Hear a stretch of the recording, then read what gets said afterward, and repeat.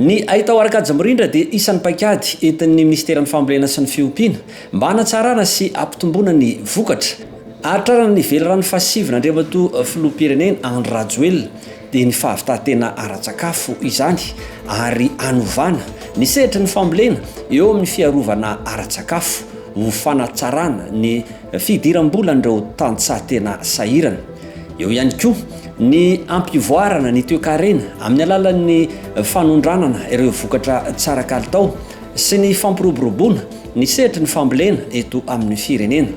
Izany indrindra no nanatanterahana ny atrikasa faneho-kevitra momba ny paikady ahitao arakajy mirindra amin'ny fambolena eto Madagasikara ho fanohanana sy fanavaozana ara-teknôlôjia ny rafitra ara-tsakafo izay niarahana tamin'ny ministeran'ny fambolena sy ny fiompiana izay tompo marika ary ny sapana ran'ny firenena mikambana dia ny FAO izany. Mahazava-dehibe an'ity stratégie nationale de digitalisation ny secteur agricole ity dia araka ny efa fantatritsika hoe amin'izao fotoana izao ny fivoaran'ny atao hoe ny teknôlôjia sy teo ihany koa atao hoe ny zavatra niainantsika tao anatin'ireny Covid ireny dia nahafahana nahita fa tsy afa-miala intsony isika ao anatin'izay fidirana amin'ny digitalisation ny secteur agricole izay satria ny fidirana ao anatin'izay no ahafahana manatsara kokoa ny atao hoe fomba famokarana ny fidirana ao anatin'izay no manampy atsika na manampy an'ireo tantsahana manampy ihany koa an'ireo mpisehatra rehetrarehetra ao amin'ny tontolon'ny asa famokarana mahazo an'izay information mahazo an'ireo totanisa mahazo an'ireo atao hoe atotam-baovao ilaina rehetrarehetra ahafahana ihany koa mizara an'ireo atao hoe torohevitra ara-teknika na ny torohevitra mahakasika ny famatsiam-bola mahakasika ny fifandraisana amin'ny tsena. Mazava arak'izany ny vina apetraka hidirana eo amin'ny sehatra ahitao arakajy mirindra ity. Dia ireny rehetrarehetra ireny no azo trandrahana amin'ny alalan'izay fivoaran'ny teknôlôjia izay ahafahana manampy sy manatsara ny fiakaran'ny vokatra mampifandray an'ireo mpisehatra rehetra eo amin'izay tontolon'ny asa famokarana izay dia izay no mahazava-dehibe ny fidirana ao anatin'izao paikady nasionaly izao hanatratrarantsika ny vinan'ny ministera ny eo ny fahatratrarantsika amin'ny fiakaran'ny famokarana mba ho tratrarana an'izay fahavitantena ara-tsakafo izay fa eo ihany koa ny ahafahana miroso hoe mba manamafy kokoa atao hoe misehatra ny famokarana ilay ataontsika hoe résilience manoloana ireo fiovaovan'ny toetrandro ireo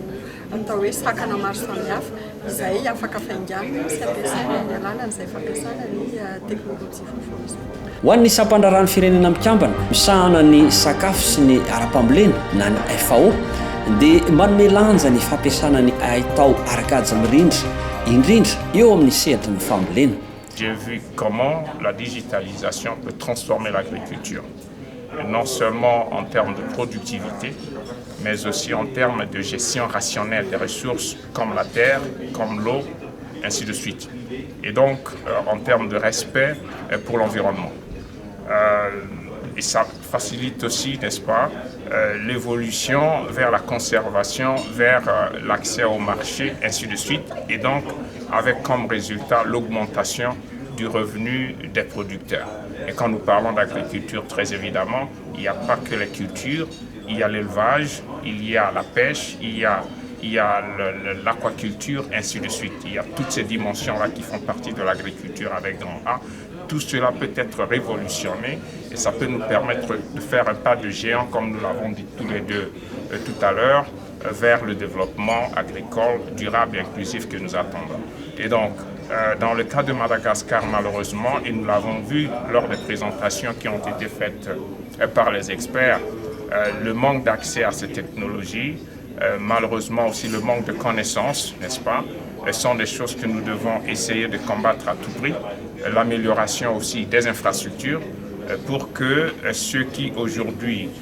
travaillent dur voient leur travail aussi allégé. Parce qu'avec la digitalisation, on peut alléger le travail de ceux qui croupissent sous le soleil, sous le froid, tous les jours pour pouvoir produire quelque chose.